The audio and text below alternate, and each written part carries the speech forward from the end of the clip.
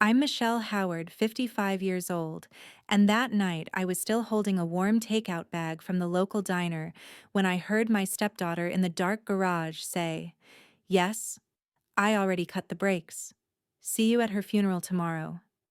My husband James didn't stop her.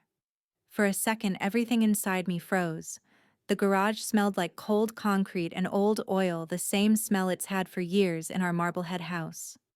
The overhead light was off, only the faint glow from the side window and the blue light of Allison's phone lighting her face. She stood there, shoulders relaxed, head tilted, listening to him on speaker. My fingers tightened around the paper bag. Grease seeped through, warm against my skin. I'd stopped at the diner on Lakeside Drive because I thought maybe one calm dinner could ease the tension that had been building for months. A small gesture. Stupid now that I think about it. Allison's voice stayed low, almost casual. "It's done. She won't make it past the weekend." A soft laugh like someone just told her something mildly funny. Then James's voice came through the phone, calm but clear enough. "You're sure? Not what are you talking about? Not. Don't you dare. Just. You're sure." My throat closed. That one question hit harder than the threat itself. Allison shifted and I heard the faint clink of metal on the workbench. Something small, sharp spinning in her hand. "I'm sure," she said. "You said you wanted it finished." A pause. I waited for James to say my name. To say Michelle's been good to us. To say anything that sounded human. He didn't. He exhaled slow. "Just be careful." That's when my stomach dropped.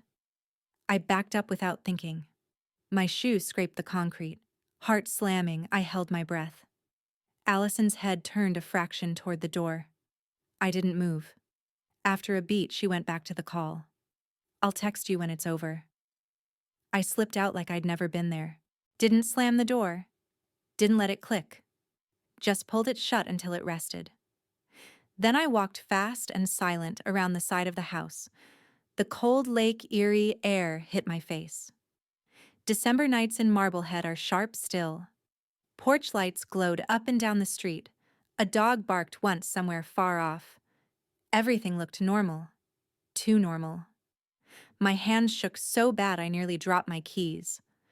I got into my old sedan, the one James calls outdated, and sat there with the engine off. Breath fogging the windshield. Call the police. My thumb hovered over the screen, and say what my stepdaughter said she cut my brakes and my husband didn't object. No recording, no confrontation, no body yet. In a small town like this, that story turns into gossip fast. They'd say I'm stressed, paranoid, menopausal. Allison would smile sweetly and say Michelle's been forgetting things. James would look concerned and say, "I've been tired." And they'd keep going with whatever plan they had. I couldn't let that happen. So I opened the roadside assistance app and called for a tow. The dispatcher sounded half asleep. "Pickup location." I stared at my own house like it belonged to a stranger. "Front driveway." I said, voice steady somehow. "Silver Honda CRV. Need it towed tonight. Dangerous to drive." "Yes," I said. "Safety issue? How soon?" "As soon as possible," I added. "Please." I hung up and waited, hands still shaking, mind racing. Allison had always acted like rules were for other people. 29 years old, still living at home, new phone every year, new ideas about quick money. When James and I married 12 years ago, I thought stability might help her grow up. Instead, she got colder, sharper. A few months back, she asked me to co-sign a loan for a fresh start. I looked at the numbers and said no. She stared at me a long second, then smiled thin. "You think you're better than me?" I told her I was just older and knew what debt does. That night, James took her side in all the subtle ways, stopped talking when I entered the room, answered my questions with sighs, made me feel like keeping peace was my job alone. Now I understood what peace meant to them. Headlights swept down the street. The tow truck. My chest tightened. The driver parked, climbed out, breath puffing in the cold. He tapped on my window. I rolled it down an inch. You the one who called yes? He nodded toward my CRV. What's wrong with it? The diner bag sat cold on the passenger seat. Brake issue, I said, taking it to someone who can check it properly. At this hour, I'm up. She's up. It's important. He shrugged, hooked the winch. Metal rattled. The CRV rolled up onto the flatbed, smooth and silent. I signed the paperwork with a steady hand I didn't feel. Gave him the address I'd already chosen, Dorothy Rivera's place just outside Sandusky. Allison's biological mother. The one person who knew engines inside out and who Allison still treated with careful respect. The driver pulled away, red taillights fading down the road. My phone buzzed. James, where are you? Another buzz. Allison, you moved my car. I didn't answer. I started the sedan and drove slow like I was just heading out for coffee. The lake air bit through the window. I headed toward Sandusky, toward Dorothy's small brick house with the detached garage and the old flag on the porch. If anyone could spot the difference between a failed brake line and one that was deliberately cut, it was her. And if Allison had really done what I heard, I needed proof that didn't depend only on my word. I needed a clean chain of truth. 3 hours later, the tow truck backed into Dorothy's driveway. She stepped out in a robe and boots, gray hair flat from sleep, eyes sharp even at that hour. Michelle, she said, voice rough. What in God's name? I handed her the tow receipt. A gift from your daughter. She turned to me then at the CRV on the flatbed. Without a word, she grabbed a flashlight from the porch, walked to the truck, and popped the hood. She slid underneath on her creeper beam, sweeping slow across the lines. Then she stopped. A sharp intake of breath. Dorothy rolled out. Halfway, met my eyes in the cold garage light and whispered, Jesus Christ. CTA. If this story already has you on edge, hit that subscribe button and turn on notifications. These are real survival stories, betrayal, truth, and the quiet kind of revenge that actually works. You don't want to miss what happens next. Stick around. The sun was just coming up over Lake Erie when Dorothy rolled fully out from under the CRV and sat up on the cold garage floor. She didn't speak at first, just stared at the brake line flashlight still in her hand beam, pointed straight at the clean slice. Her face, usually calm and weathered from decades of turning wrenches, had gone pale. That's nowhere, she said finally, voice low. That's a cut. Straight, deliberate. Done with a tubing cutter, slow and careful. My chest tightened all over again. Even though I'd known it in my gut, hearing it confirmed made the air feel heavier. Dorothy stood slowly, wiping her hands on an old rag out of habit, though there wasn't much grease yet. She turned toward me across the hood. You're telling me Allison did this? I agreed once. I heard her say it. Last night. On the phone with James. She closed her eyes for a second, jaw working like she was chewing on something bitter. When she opened them again, there was anger there, but also something that looked a lot like grief. Tell me exactly what you heard. So I did. Standing in her silent garage with the lake wind rattling the door, I repeated every word I could remember. The casual tone, the laugh. James asking if she was sure. His warning to be careful. The word funeral spoken like it was just another appointment. Dorothy listened without interrupting. When I finished, she turned away, stared at the workbench for a long moment. I saw her shoulders rise and fall with a deep breath. I retired 3 years ago, she said softly. Thought I was done seeing the worst people can do. Guess not. She picked up her phone from the bench, thumb hovering. I'm calling the police. I didn't argue. Relief hit me harder than I expected. Good. She dialed 911, voice steady, as she reported a possible vehicle tampering at her address, gave the make and model, said the owner was present and had reason to believe it was deliberate. The dispatcher asked questions. Dorothy answered them short and clear. When she hung up, she met my eyes again. They're sending someone out now. Small department, but they'll take this serious.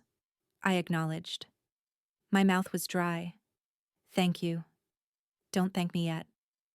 She set the phone down. I need to hear it from you one more time. You want me to hold this vehicle here. You want me to check it top to bottom before anyone else touches it. Yes. And you're willing to transfer title to me temporary so there's a clean paper trail if something comes of this. Yes. She studied my face. You're putting me in the middle of whatever this is between you and my daughter. And James? I know. Dorothy exhaled through her nose. Allison's always had a temper. Always thought the world owed her. But this? She shook her head. I need to see the paperwork. I pulled up the online title transfer form I'd started on my phone in the dark hours of the drive. We sat at her kitchen table, coffee brewing untouched, and finished it together. By the time we signed digitally, the CRV was legally hers, until I changed it back. A clear chain. Timestamps. Witnesses later, if needed. She walked back to the garage and started pulling out jack stands. I'm putting it up proper. No one drives it an inch until the police see it exactly like this. I followed her out.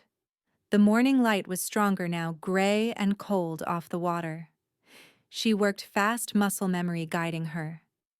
I handed tools when she pointed. We didn't talk much. There wasn't much left to say yet. My phone buzzed in my pocket. I ignored it. Then it buzzed again. And again. I finally glanced. James. 3 missed calls. 2 texts. Where are you? Why isn't the car in the driveway? I turned it face down on the workbench. Dorothy noticed but didn't comment. She finished securing the vehicle, wiped her hands again, and looked up at the sound of an engine approaching. A patrol car pulled into the driveway, lights off, but moving with purpose. A single officer climbed out, mid-40s, heavy coat, notebook already in hand. He acknowledged Dorothy, then me. Ma'am, he said to her. You reported possible tampering. Dorothy stepped aside and pointed under the raised CRV. Right there. Brake line. Take a look. The officer crouched, shone his own flashlight along the line. He was silent for several seconds. When he stood back up, his expression had changed. This wasn't an accident. By midday, my phone started buzzing nonstop. The officer had spent over an hour in Dorothy's garage taking photos from every angle, asking questions about when I last drove the CRV, how it handled, who had access to the house. I answered everything straight. No emotion, just facts. Dorothy backed me up on the condition of the line, gave her professional opinion as a retired mechanic. He acknowledged a lot, wrote a lot, then said they'd need to impound the vehicle for a full forensic exam. A second unit arrived to transport it. When he turned to me directly and asked if I felt safe going home, I said no. He didn't push, just handed me his card and told me to call if anything changed. I thanked Dorothy, promised to stay in touch, and climbed into my sedan. The drive back toward Marblehead felt longer than it should. My mind kept replaying the officer's calm tone when he confirmed the tampering was intentional. The buzzing started as soon as I hit the main road. First, James. Where are you? The car's gone. Call me. Then Allison. Why did you take my car? I need it today. Another from James. This isn't funny, Michelle. People are noticing. I pulled over at a gas station, hands tight on the wheel. The messages kept coming faster now. Allison. Answer your phone. James. We're worried. Come home so we can talk. Allison. You're scaring everyone. I opened Facebook on a whim, more out of habit than anything. There it was, already posted an hour ago, public for all our friends and half the town to see. Allison's long update, complete with a throwback family photo from last summer, me, James, her smiling on the pier like nothing was wrong. The caption read, "Please keep my family in your prayers during this difficult time. My stepmom has been struggling lately and left suddenly last night without explanation. We're heartbroken and just hoping she's safe. Lies and rumors spread fast in a small town, but we're focusing on love and healing. Thank you for your support." Comments poured in underneath. So sorry, Allison. Praying for you and your dad. She's been acting off for months. You don't deserve this. Stay strong, sweetheart. Each one landed like a slap. People I'd known for years, neighbors I waved to every morning, church friends I'd sat next to at potlucks, they all believed her version without question. My face burned. I scrolled farther. Someone from James's work had written, "Let me know if you need anything, man." Tough when someone snaps like that. I closed the app, heart pounding harder than it had in the garage the night before. They were building a story, fast painting me as the unstable one who vanished, leaving them to pick up the pieces. Another text from James saw the tow truck receipt in the mail slot. "What's going on?" I stared at the screen until it blurred. If I replied, I'd say too much or too little. Either way, I'd give them time to adjust. I turned the phone off completely, tossed it into the passenger seat, and kept driving. Past Marblehead, past the familiar turns to our street. I didn't stop until I reached the small motel off Route 250, the one with the faded sign and hourly rates nobody asked about. I paid cash for 2 nights, took the key, and carried my overnight bag to the second-floor room. The door hadn't even clicked shut behind me when the knock came. I froze, hand on the deadbolt. "It's me," a familiar voice called softly. "Tiffany." I opened the door. My cousin stood there in jeans and a winter coat, eyes wide with worry. She stepped inside without waiting, pulled me into a tight hug the second the door closed. She held on a long moment, then pulled back just enough to meet my eyes. What the hell happened? A few days later, I met Andrew at a calm diner outside town. Tiffany had listened to everything that first night in the motel room. No interruptions, just steady eyes while I laid it all out, from the overheard conversation to the tow to Dorothy's discovery. When I finished, she didn't say much at first. Just reached across the small table and squeezed my hand. "You did the right thing," she said finally. "Staying would have been suicide." She insisted I keep the room as long as I needed and promised to bring groceries and whatever else without asking questions. Having her there, someone who believed me without hesitation, kept the panic from swallowing me whole. By the third day, I knew I needed more than hiding. I called Andrew Kelly, an old colleague from when I taught third grade before retiring early. He'd moved into school administration but still lived nearby. We'd stayed loosely in touch, holiday cards, occasional coffee. He answered on the second ring. I kept it short. I needed a favor involving store security footage. He didn't hesitate. "Meet me tomorrow. Lakeside Diner, 10 o'clock. The place was half empty when I arrived, booths worn but clean smell of bacon lingering. Andrew was already there. Gray hair thinner than I remembered, glasses perched low on his nose. He stood when he saw me, gave me a quick hug. "You look like you haven't slept," he said as we sat. "I haven't." I told him everything, same as I'd told Tiffany, but focused on the timeline. The night it happened. The garage. Who had access? When I finished, he leaned back, coffee untouched. "That auto parts place on Bayview Road, the one Allison favors?" I agreed. "I know the manager," he said. "We coach Little League together. He owes me for covering his shift last summer. Let's see what he can do." We drove over in his truck. The manager, a guy named Rick, greeted Andrew like an old friend. Andrew explained we were helping with a family matter, nothing official yet, but needed to look at footage from 2 days before the incident. Rick didn't ask too many questions. Led us to the back office, pulled up the files. We watched in silence. There she was, Allison, clear as day, walking in alone, picking out a tubing cutter, paying cash at the counter. Timestamp matched the evening I remembered her being out running errands. 15 minutes later, James entered the same store. Bought a quart of oil and some wipes. Paid separately. Didn't interact with any staff long, but the camera caught him glancing toward the tool aisle before heading out. Andrew turned to me. "That's not coincidence." Rick burned the relevant clips to a USB drive without charging us. "Tell me if you need anything else," he said on the way out.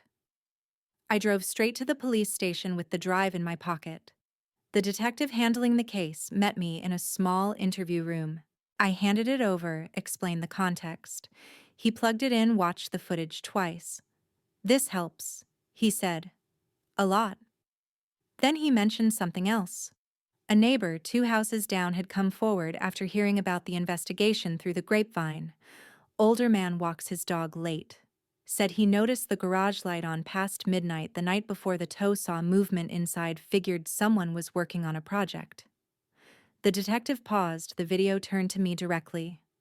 We're building a solid timeline. My phone, which I'd turned back on for emergencies, vibrated on the table. A voicemail notification. From James. Left that morning. The detective noticed. Want to play it here? I agreed.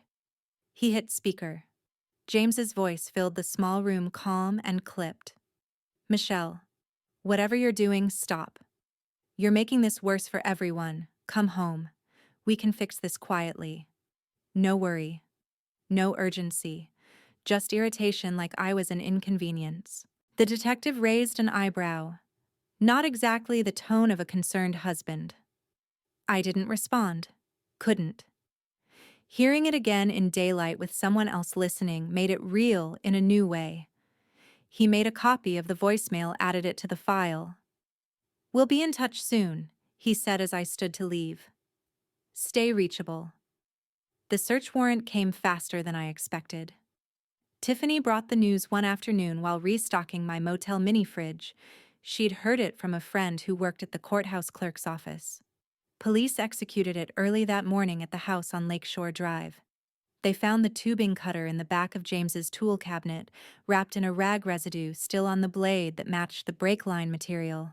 Photos were taken, evidence-bagged statements collected from both of them on the spot. James stayed calm apparently, told the officers he used tools like that all the time for household projects. Allison claimed she'd never seen it before. By evening, word spread through Marblehead's small circles.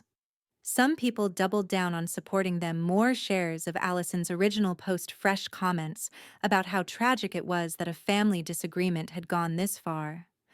The church group page reposted her plea for prayers, adding their own message about forgiveness and standing by loved ones in crisis. Others started questioning.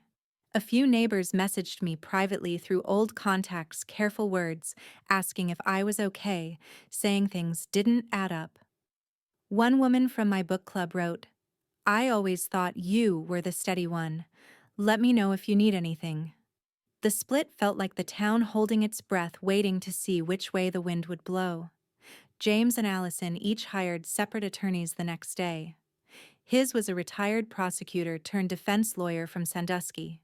Hers was younger, sharper, known for family cases. Both requested meetings with the detective, both declined further comment when approached by anyone local. I stayed off social media entirely. Tiffany screened everything for me, gave me summaries only when I asked. The noise was exhausting, even secondhand. The detective called me in for an update 2 days after the search. I sat in the same small room as before while he laid out the new evidence bag photos on the table. The cutter, the matching marks, the chain of custody forms. It's strong, he said. We're moving toward charges. That's when I knew I needed my own representation. Tiffany had already looked up options and recommended Nicole Diaz, a criminal defense attorney with a solid reputation in Erie County for protecting victims who found themselves in complicated situations. I made the appointment for the following morning. Her office was in a converted house downtown, discreet sign out front, waiting room calm. Nicole came out herself to greet me, mid-40s, dark hair pulled back, suit sharp but not flashy. Michelle Howard, she said, shaking my hand firm. Come on back. We sat across from each other at a wooden desk stacked with files. I started from the beginning, but she stopped me early. I've read the police reports and spoken with the detective. I know the outline. Tell me what hasn't made it into the official record yet. So I filled in the gaps, the years of tension, the lone refusal that seemed to spark Allison's resentment, the way James slowly shifted allegiance, the small moments that built to that night.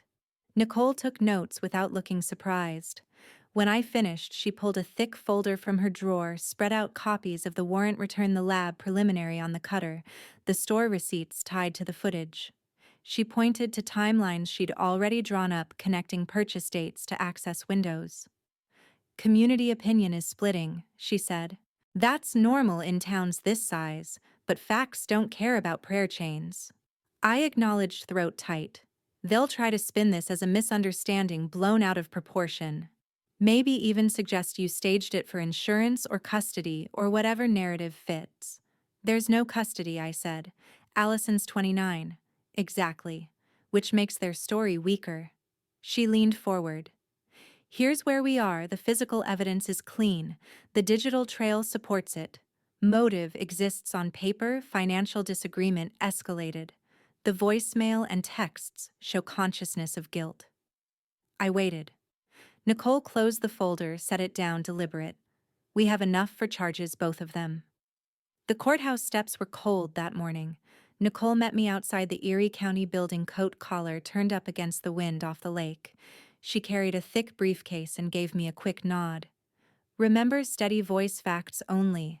Let the evidence speak. We walked in together. The hallway smelled like old wood and floor wax.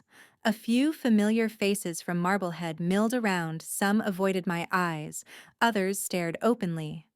I spotted Dorothy already seated in the gallery, hands folded tight in her lap. The courtroom was smaller than I imagined. Wooden benches, state flag in the corner. Judge's bench raised just enough to remind everyone who controlled the room. James sat at one defense table with his attorney. He wore a dark suit, hair neatly combed, face unreadable. Allison sat at the other table with her lawyer posture, straight, dress conservative. She didn't look my way. The prosecutor called the case. Everyone rose as the judge entered, older man, glasses low on his nose, expression that said he'd heard every story before. We sat, my hands pressed between my knees to stop the shaking. The hearing began with the lab technician. He described the brake line in clinical detail: clean, shear, no corrosion, consistent with manual cutting tool. Projected photos filled the screen, close-ups of the slice measurements, comparison to normal wear. James's attorney objected to relevance. Overruled. Next came the store footage.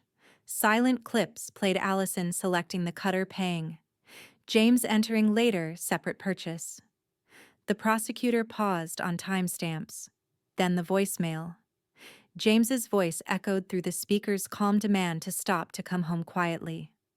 The room stayed silent when it ended. A neighbor took the stand after that. The older man who'd seen late-night garage activity. He answered questions simply, voice steady. The prosecutor called Dorothy last. She walked to the witness stand, slowly swore and sat. Her eyes met mine for a second, pain, they're raw. The prosecutor asked her to confirm the vehicle condition upon arrival, her professional findings. Dorothy's voice started firm. The line was deliberately cut. No question. I've seen thousands of failures in 40 years. This wasn't one. Then he asked if she recognized the tool from evidence photos. She looked at the screen, acknowledged. Tears started. That's the kind my daughter bought. I taught her how to use tools like that when she was young. A sob escaped. She covered her mouth, tried to continue. I never thought. Allison's head snapped toward her. Mom, don't. The judge warned for order. Allison's attorney stood for cross, tried to suggest Dorothy might be mistaken, that age or bias affected judgment. Dorothy wiped her eyes, voice harder now. I'm not senile. And I'm not blind. That cut was intentional. James's lawyer tried painting the whole thing as marital strife gone overboard. Suggested I'd orchestrated the tow to create drama. Nicole rose for redirect on my behalf. No further questions at this time, Your Honor. But the evidence chain is documented: timestamps, independent mechanic confirmation, digital purchases. The judge listened, scribbled notes. Closing arguments were brief. Prosecutor emphasized pattern, purchase access, tampering, lack of accident indicators. Defense claimed insufficient direct link, asked for dismissal. The judge removed his glasses, rubbed the bridge of his nose. This is a preliminary hearing, probable cause standard. He looked toward Allison's table.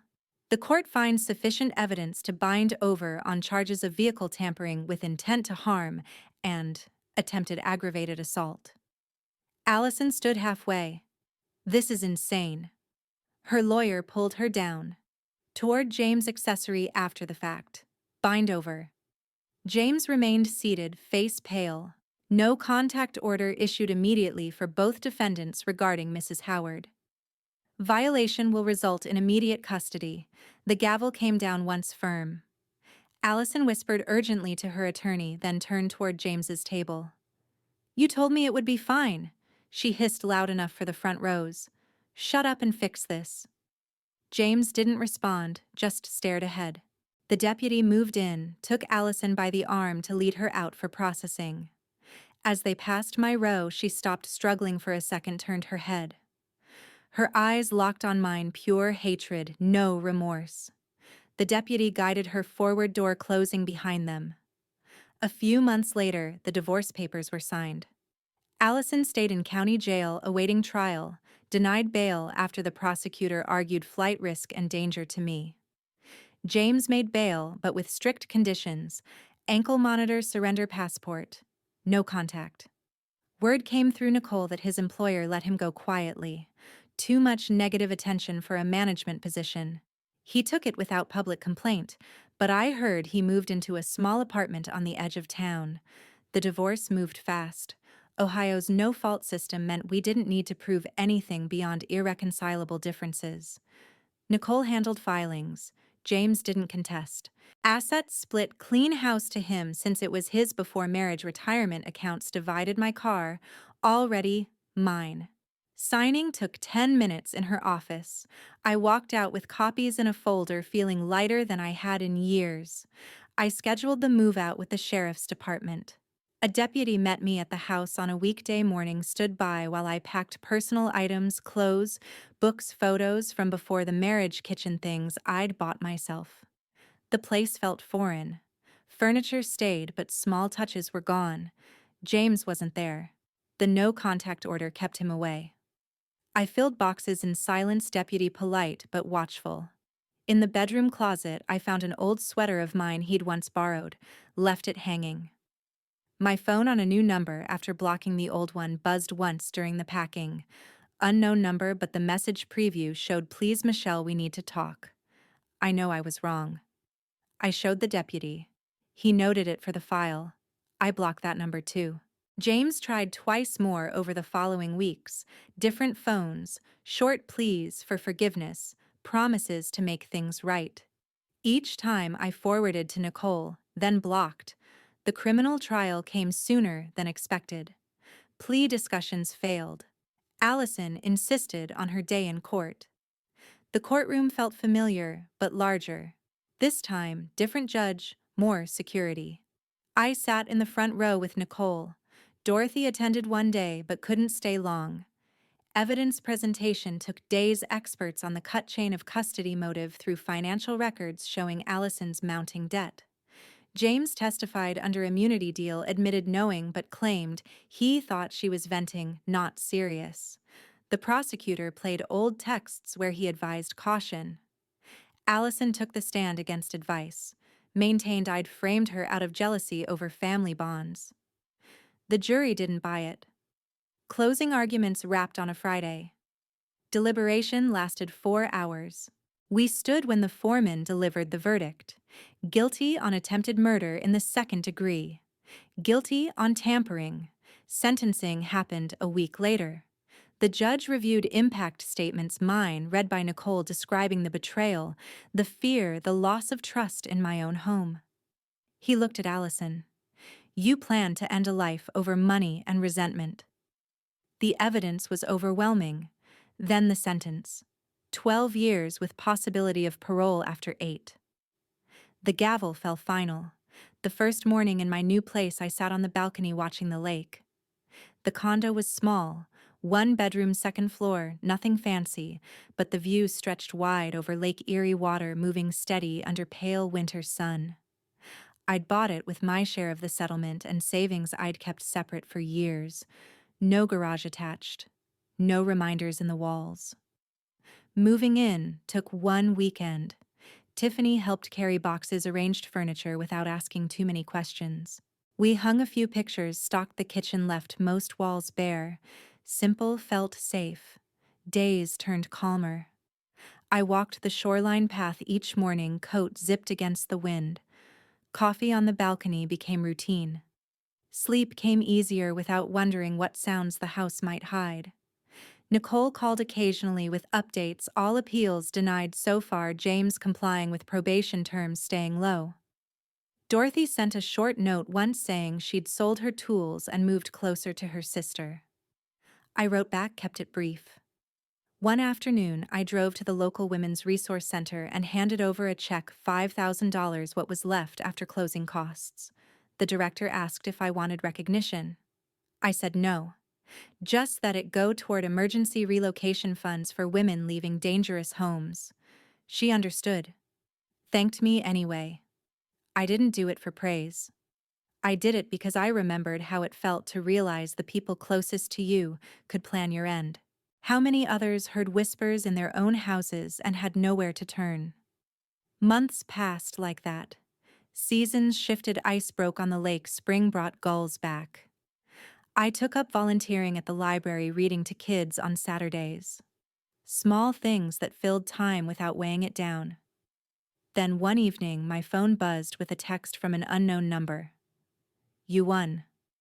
Happy now, everything's gone because of you. No name. Didn't need one. Tone was familiar, bitter, blaming. I stared at the screen a long moment. Fingers hovered. Then I deleted the message, blocked the number, set the phone face down. No reply. No explanation owed. That was the last contact. Nothing since. If anything from my story stays with you, let it be this. Trust your gut. When something feels off in your own home, when words you overhear make your skin crawl, don't talk yourself out of it. Don't wait for more proof or hope it was a misunderstanding. That instinct is there for a reason. Document everything. Receipts, messages, recordings, if you can, anything that builds a clear trail. It's not paranoia, it's protection. Seek help early. Police, lawyers, friends, family you trust, tell someone. You don't have to carry it alone. And when betrayal runs as deep as this, reconciliation isn't always the answer. Some people show you who they are, and the healthiest choice is to believe them and walk away forever. Justice doesn't always feel like triumph. Sometimes it just feels like breathing again. But breathing is enough. Real revenge isn't loud or dramatic. It's living on your terms, cutting toxic ties clean, and letting the consequences fall where they may. I still sit on that balcony most mornings. The lake keeps moving. So do I.